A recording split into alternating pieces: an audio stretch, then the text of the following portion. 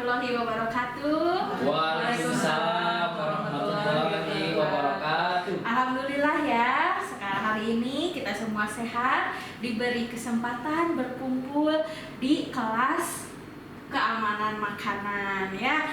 Saya senang sekali bisa ketemu teman-teman ahli gizi dari mana saja ini Ibu? Ibu sebelah sini. Dari mana Ibu? Dari Tasik, Bu. Wah, dari Tasik. Lumayan ya Ibu, naik apa ke sini Bu?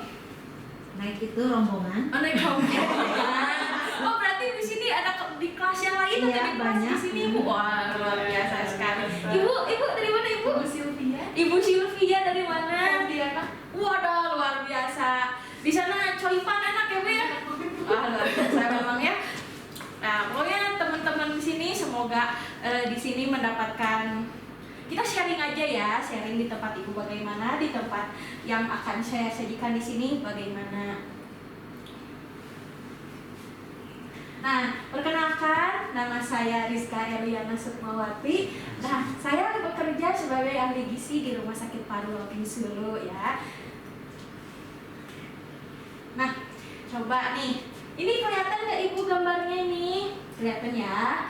Nah, coba ibu-ibu sama dan bapak-bapak lihat di sini gambar penyimpanan makanan di sini sudah betul apa belum? Belum. Belumnya kenapa Ibu? Berantakan, Bu. Berantakan, betul. Bapak yang sebelah, kenapa Bapak ini penyimpanannya bagaimana?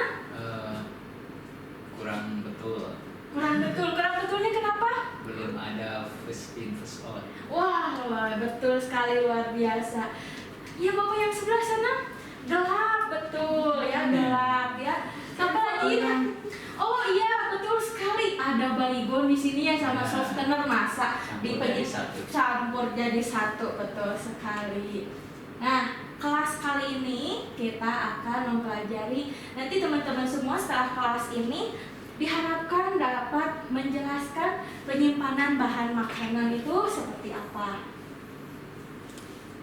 Nah, lalu juga nanti mendapat teman-teman semua di sini dapat menjelaskan bagaimana standar penyimpanan bahan makanan kering dan juga standar penyimpanan bahan makanan segar ya.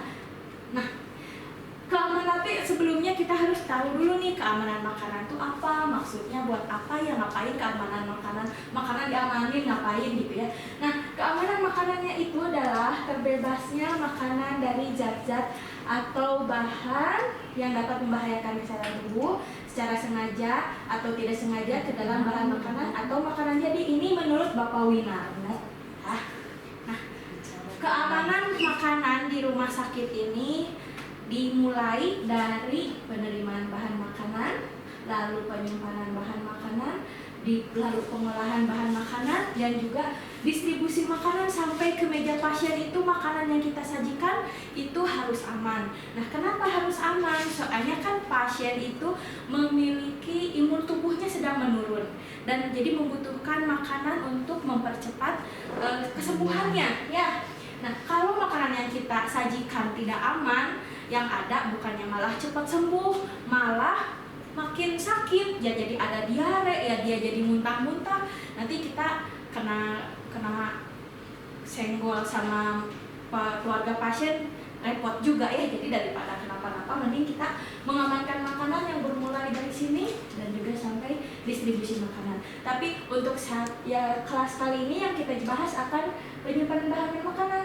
Nanti untuk pengolahan bahan makanan dan distribusi makanan ada kelas yang lainnya ya, bersama Ibu Titik dan juga Bapak Sukito ya. Nah, penyimpanan bahan makanan, tapi apa sih penyimpanan bahan makanan itu? Artinya tuh apa gitu ya, ngapain makanan disimpan-simpan harus diatur-atur gitu. Nah, penyimpanan bahan makanan itu suatu tata cara menata, menyimpan, memelihara bahan makanan kering dan basah secara kualitas dan kuantitas serta mencatat pelaporannya. Nah, kenapa harus mencatat ya? Nanti dijelasin ya. Tujuan penyimpanan bahan makanan yang pertama adalah memelihara dan mempertahankan kondisi dan mutu bahan makanan, dan yang kedua adalah menyediakan kebutuhan bahan makanan dalam jumlah, macam, dan mutu yang memadai. Gitu. Nah, syarat penyimpanan bahan makanannya itu sebelum disimpan nih. Nah, kita tuh ada syaratnya dulu. Yang pertama adalah ruang penyimpanannya ada. Kalau kita punya barang, nggak punya tempatnya, kita mau nyimpan di mana? Maka mungkin kan di selasar ya, nggak mungkin di selasar atau di teras gizi gitu kan, nggak mungkin ya, nanti ada hewan apa gitu nggak tahu ya, ada semut apa, misalnya kita naruh gula di pinggir gerbang gizi misalnya, pas mau dipakai banyak semutnya gitu, nanti itu menghindari gitu. Yang kedua, ruangannya sudah ada, barangnya mau diapain, ditaruh aja gitu sembarangan, yang penting udah gak akan kena angin gitu ya kan, nggak gitu ya. Ada sistemnya, sistem penyimpanan, nyimpennya mau bagaimana, alur nyimpennya seperti apa, itu dijelasin juga. Nah terus ada kartu stok bahan makanan. Nah kalau udah disimpan alurnya bagaimana harus ada pencatatannya, sisa beras ada berapa kilo, dan lalu susunya ada berapa itu. Apalagi kalau misalnya kita di rumah sakit pemerintah ya, kita ada masuk ke aplikasi Simak BNN ya. Nah, sudah ada prinsip penyimpanannya yaitu 5T. T-nya pertama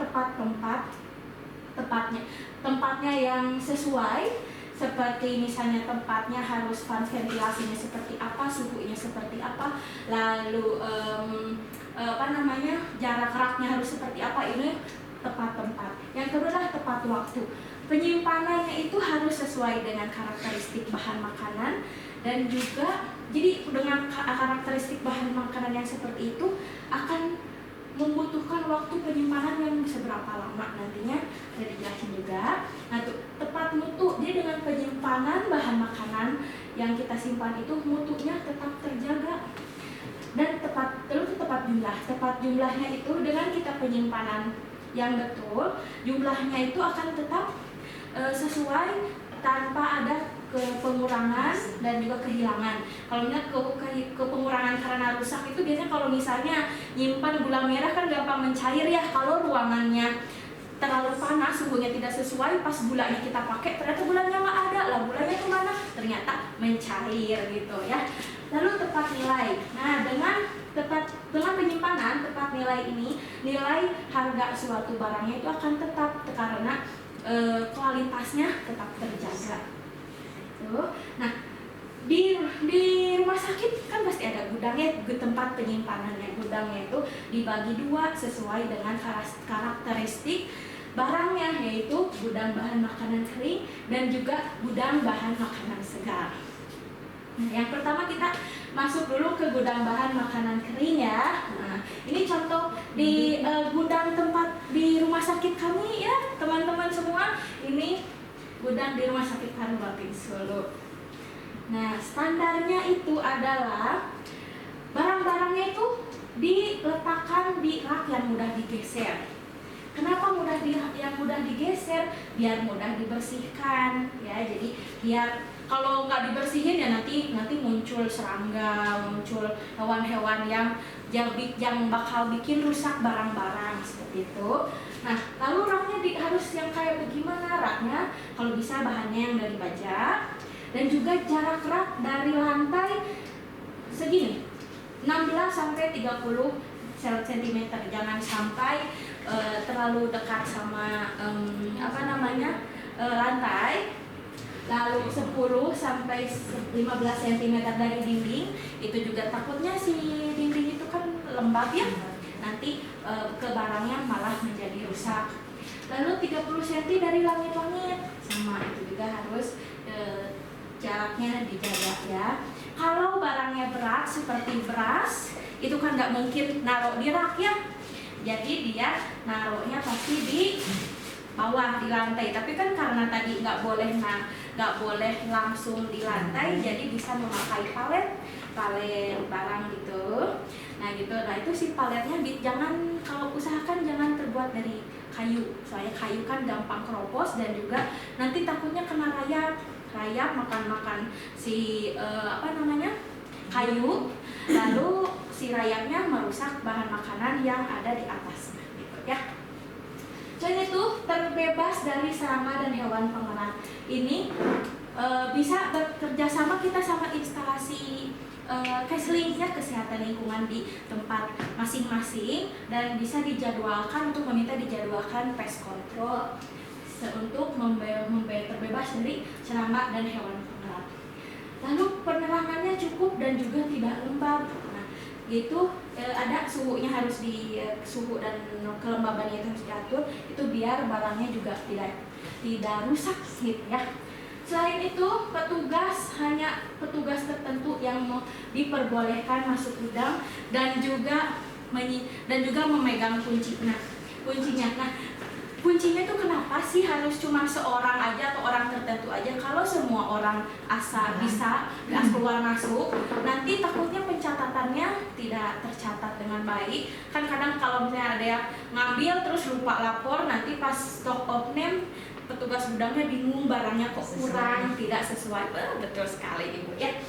Nah, lalu ruangan kan gitu, ruangannya harus terjaga, jangan terlalu panas dan juga jangan terlalu lembab. Itu jadi ruangannya sekitar 19 sampai 21 derajat Celcius. Ada yang di tempatnya panas gitu?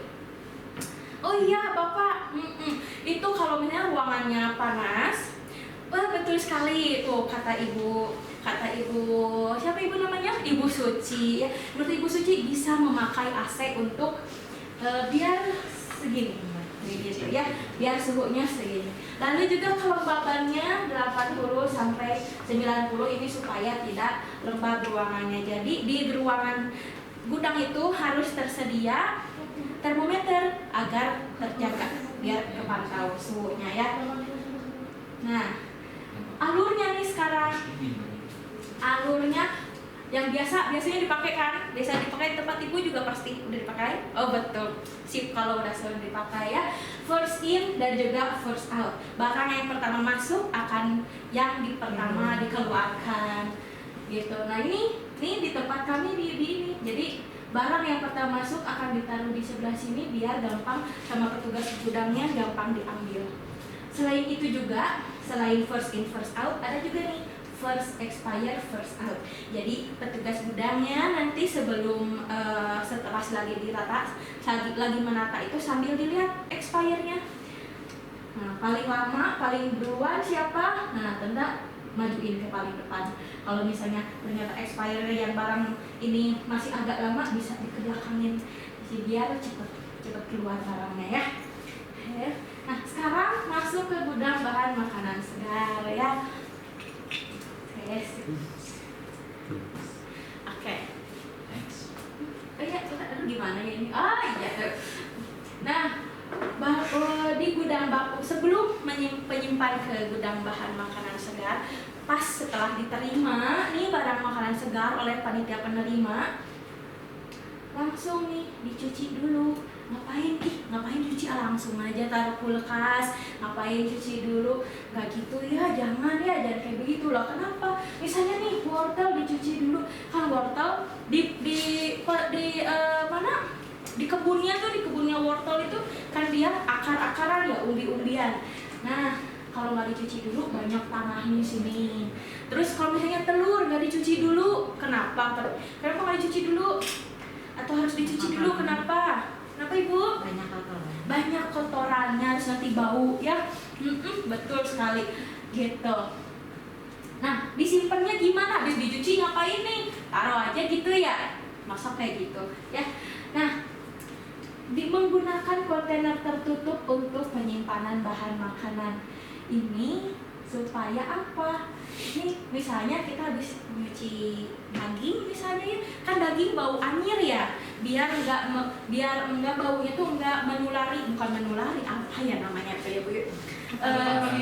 Nah itu maksudnya tuh mengkontaminasi ke makanan lain baunya, di wadahin. Nah misalnya nih telur wadahin sini, ini wadahin sini, daging ikan bauin sini, kok bauin, maksudnya taruhin sini bisa gitu simpan. Nah setelah di kontainerin, setelah ditaruh, kenapa bagus Ibu di tempatnya kayak gimana Ibu? Kayak begini? Iya. Pas mimpi. Kita semua kayaknya mimpi punya kayak begini ya. Bisa langsung suatu hari lagi, sehari-hari nanti kita kayak begini ya kulkasnya. Amin ya. Ini setelah tadi di kontainer-kontainerin, kita simpan nih si barang-barangnya di kulkas ya, kalau bahasa tengah lemari es atau kulkas. Ini chiller. Tapi pemilihan chillernya ini tergantung dari jumlah bahan makanan yang kita akan simpan. Betul sekali ya kan. Nah ya, ini ukurannya kalau di tempat kami di Rumah Sakit Polrotin Sulu ini kita pakai yang kayak begini. Soalnya kan pasien yang kita layani paling banyak juga 100-120 kalau full ya. Jadi chiller seperti ini cukup untuk menyimpan barang-barang yang kita akan simpan. Tapi kalau rumah sakit, kayak rumah sakit mana Bapak? Wah, dari Sanglah luar biasa kan, itu pasti pasiennya banyak ya Pak ya. Itu rumah sakit pasiennya yang kita layani pasti banyak banget, sampai ratusan, mungkin sampai ribuan gitu. 1000, wah luar biasa kan, gak mungkin mau berapa banyak kulkas. Mau, kenapa Bapak? Kenapa? Enggak. Oh gitu, kulkasnya ternyata kayak gini juga gitu ya. Nah ini kalau pasiennya sampai ribuan kan nggak mungkin nyimpen kulkas seperti ini ya. Kulkas mau seberapa banyak kulkas seperti ini kita ruangannya makin butuh banyak ya. Jadi kita biasanya pakai gini ya Pak. Betul Bapak? Pakai seperti cold room gini. Freezernya juga pakai seperti ini. Luar biasa sekali ya. Soalnya pasti nyimpennya butuh banyak ya. Jadi kita begini untuk hemat tempat juga, nggak mungkin kita nyimpen kayak begini seberapa banyak gitu ya. Oke. Nah setelah habis disimpan itu kita harus pakai etiket, label nama bahan makanan yang kita akan simpan, terus jumlahnya yang kita akan simpan itu seberapa banyak, di dalam kontainer itu ada berapa kilo daging, ada berapa puluh butir telur di sini. Nah ini label yang kita di rumah sakit kami kita pakai ini seperti ini. Ini ada waktu di sini tanggal pemakaian ya. Di sini tanggal pemakaiannya untuk hari Sabtu tanggal 12 untuk menu telur dengan jumlah 80 butir. Nah ini selain mempermudah teman kita di bagian gudang, teman gudang penyimpanan membantu penyimpannya, mempermudah betul sekali. Ini juga akan mempermudah teman-teman di pengolahan, khususnya adalah penata boga. Nanti mereka tinggal kalau pas mau ngambil tinggal cari tuh sekarang tanggal berapa, menu apa, tinggal cari, lihat di etiket. Oh yang ini ambil. Jadi nggak akan ada tragedi kemasak semua. Misalnya kita udah nyiapin dalam satu wadah, ternyata itu tuh untuk 2 kali, 4 kilo tuh untuk 2 kali misalnya ya si daging itu. Karena teman kita yang di gudang nyimpennya langsung aja gitu, disatuin, nggak pakai label. Cuman pas teman yang mau masak itu pas lihat menu, oh menunya daging, dimasak semua. Pas besok mau masak, aduh daging mana ya, kemarin udah ada nih tapi kemana dagingnya nggak ada, padahal mah kemasak semua ya. Itu untuk menghindari hal-hal seperti itu. Nah selanjutnya adalah suhu penyimpanan bahan makanan segar. Kan tadi disimpan di chiller ya, di chiller. Nah suhu chiller tuh harus seberapa sih? Nih untuk daging ikan udang dengan lama penyimpanannya kurang dari 3 hari bisa disimpan di suhu 0 sampai -5.